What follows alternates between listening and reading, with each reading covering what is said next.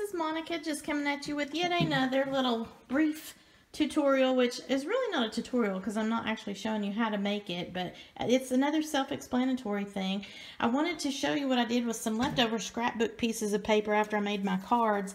I had some 2x6 pieces of paper left, and this is actually a good size for a bookmark, so if you want to do any of that, go for it.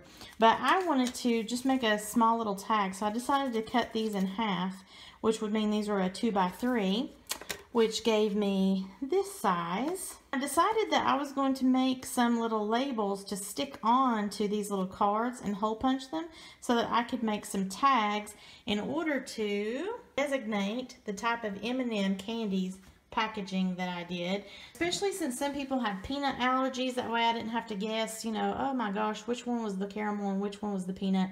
I could just grab a sack out and give it to a friend or family and, you know, be done with that instead of worrying about which one was peanuts. So what I did is I had the red and white twine and the red text to designate for the peanut M&Ms. And then I used green twine and green text for the caramel M&Ms. If y'all have not tried those, they are very delicious.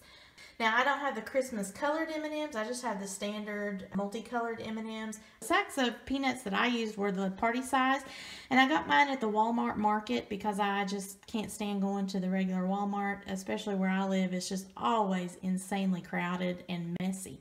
But I got the caramel sack has 38 ounces, and then the peanut sack has 42 ounces. That's quite a lot of M&Ms. I believe they were $8.99 per package. It's more economical instead of trying to buy all those little packages and making up your individual sacks and things like that.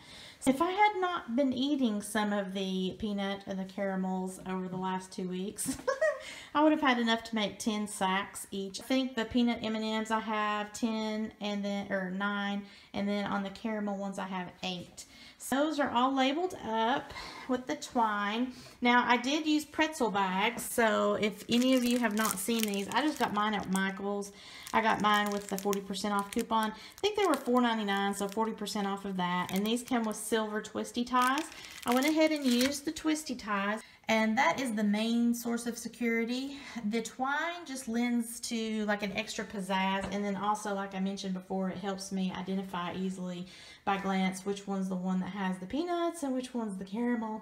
If you have any of the 6x6 paper stacks, you can cut up your paper, you know, your little bits if you want to. You're not really going to see a whole lot of them if you cut it to this size.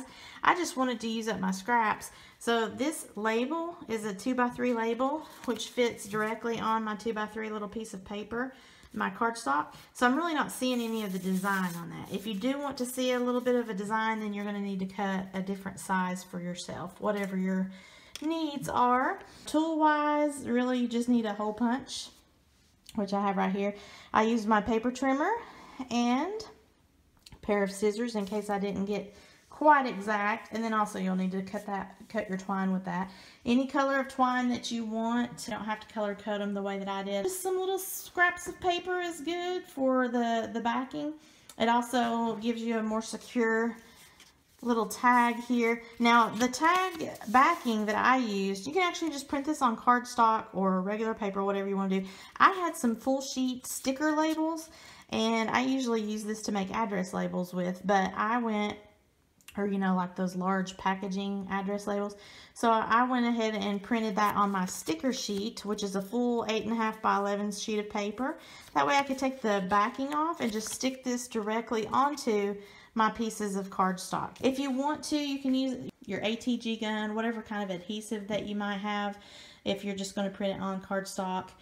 I hope you have a sparkle-rific holiday season, guys, and Merry Christmas. Bye.